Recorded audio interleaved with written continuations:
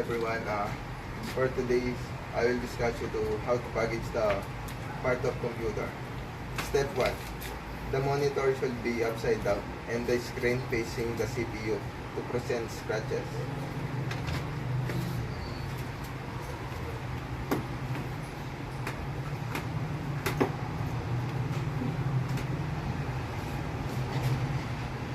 Step 1. Step 2. Place the keyboard on the top of the CPU.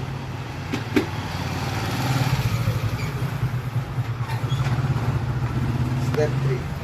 Wrap it up with the paper tape vertically and horizontally for it to be secured.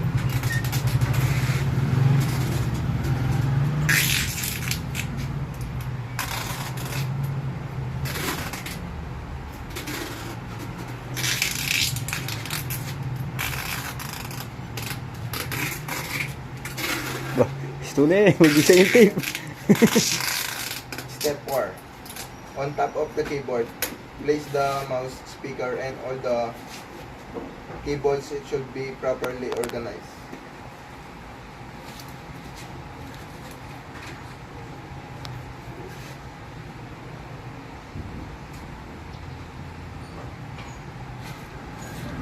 Step 5. Label it with the evidence details such as the question, what, where, when, who, why, and how. It is a printed paper which is put in the every computer. Step 6. Ganitong papel at yung tape.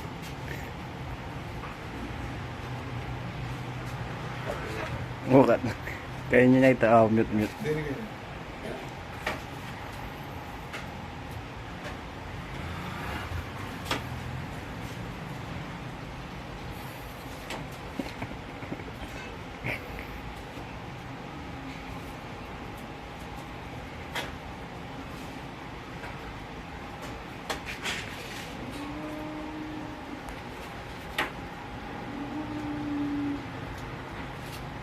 Then the last step 6, then the time that it will be presented in the court, you will print it properly, pack and label.